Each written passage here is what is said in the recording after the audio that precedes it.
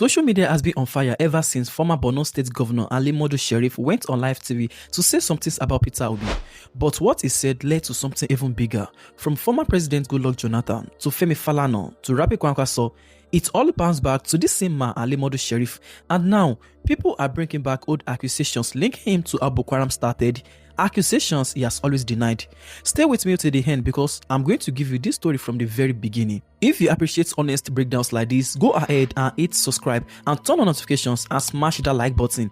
It really helps this channel grow. So this is how it happened. On July 6, Modu Sheriff sat down for an interview on Channels televisions, and what he said got people talking. He accused Peter Obi of supporting Biafra, saying Obi failed to condemn IPOB, and he also claimed that while Obi was governor of Anambra State, he pushed Northerners out of the state. And Sheriff went further. He said Northern leaders care about national unity, so because of that, Obi would struggle to get Northern support in 2027. Here's the part that got people talking the most. Sheriff said this on live TV, and the presenter just sat there, no pushback. He said Peter Obi sent Northerners out of Anambra when he was governor. Sheon Okinbaloye then asked him directly, is that what happened? Sheriff said yes. Sheon asked again, but sir, you also said Peter Obi did not condemn IPOB.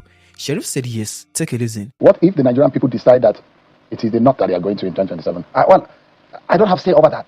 But we as leaders in the North, we respect our leaders, what they have championed for us after the Civil War. This statement I'm talking about, some 15 years ago, late General Mohammed Shua, blessed by 1990 precisely, I wanted to be a senator of Borno Central. In 1991, I went to his house and met him. He says, I need your support. I want to run for a Senate. He said to me, my son, I will support you under one condition. I said, sir, what is the condition?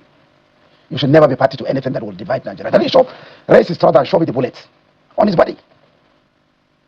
You must always support rotational presidency, North and South. If you give me your word on that, I'll support you. I said, sir, I'll give you my word. And almost all of them, the leaders, this is their thinking. 8 years for the North, 8 years for the South. Therefore, it is not our time. Atiku Abubakar is eminently qualified to be a president. Are you worried I'm afraid of Peter Obi? I see. I am not worried about Peter Obi at all because I know the Northerners will never vote for Peter Obi. Why? Why? They voted for him the last time. No. Where? Which how many states? Nasarawa. Also, no. Listen. They have known better now. Plateau. They voted for him. No. Yes, you vote for North Central Nigeria. This situation is different now. You know why?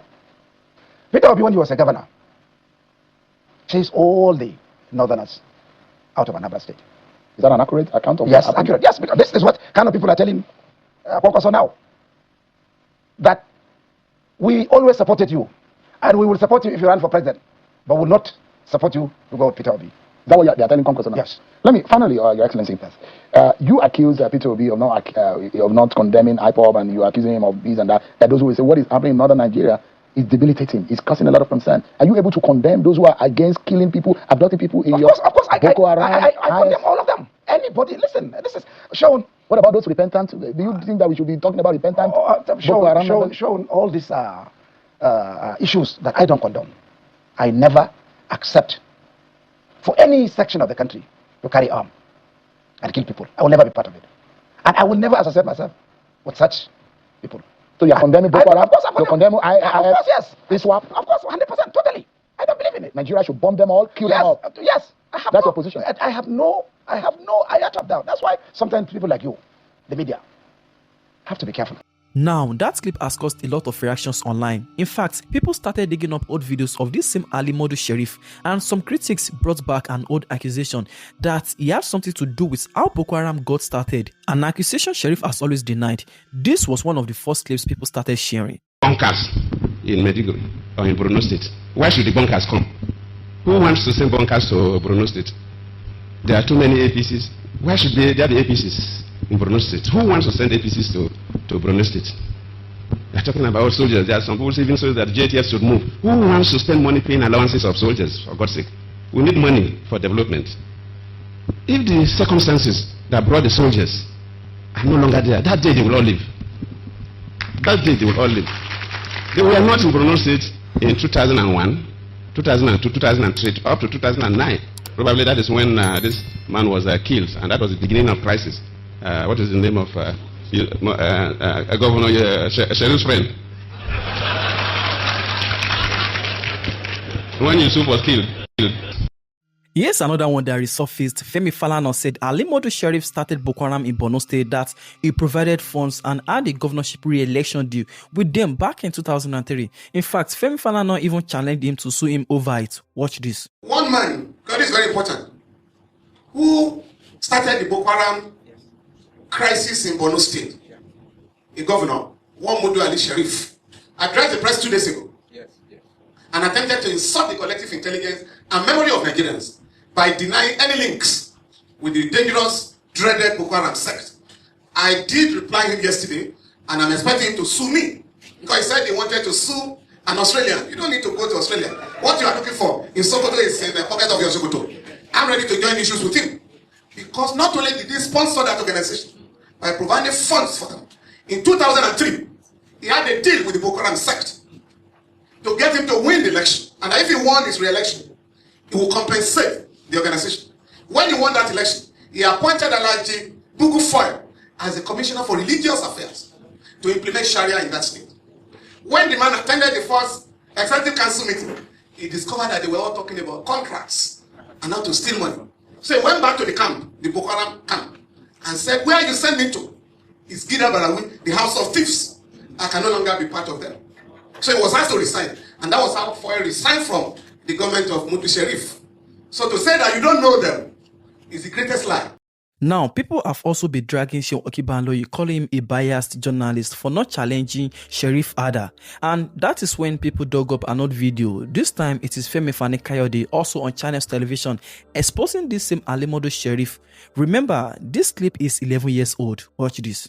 He has come out to say he does not have a link, because this is a Boko Haram that is being a terrifying factor to everybody, not only a Nigerian problem, it's a world problem. As a terrorist organization, linking the leader of your party to that group is actually a very strong allegation. Chief Fani-Kayode. My essay is very simple and clear.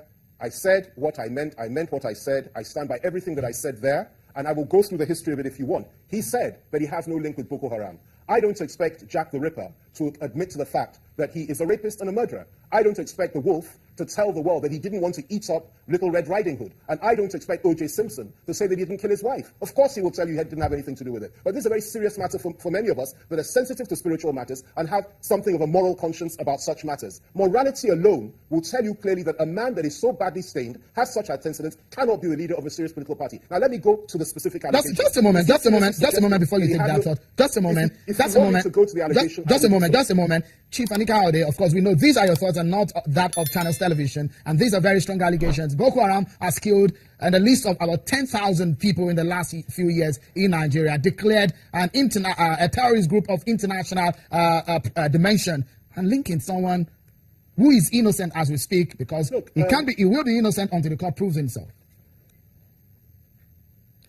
Sean, I think we need to move away from political correctness in this country, and I think we should stop being scared of speaking the truth and saying it as it is. Now, if I may, I will tell you the basis under which I am saying this. I don't say it's based on rumor, I don't say it for fun, and I don't take pleasure in saying it, because this is somebody I have known for many, many years, since we were both in the NRC in the early 90s, and I have nothing personal against him. But I must tell you that if he wants to convince the world that he has nothing to do with Boko Haram, then let him explain his relationship with Muhammad Yusuf, the man who started Boko Haram and who was murdered in mysterious circumstances by the police. Let him tell us how it was, or who it was, that he was using as his local thugs whilst he was governor of Borno State, two-time governor, who his local thugs were, who led those local thugs, and let him tell us that it wasn't Muhammad Yusuf that actually led them and that he wasn't funding and organizing them. Let him tell us who asked Yaradua to send in the soldiers and kill as many people as possible of the Boko Haram group simply because he was tired of them and he was fed up with giving them money. Let him tell us how it is that he appointed as his Commissioner for Religious Affairs an individual by the name of Buju Foy or something like that, and this man was the person that was giving those boys money and keeping them happy. And let him finally tell us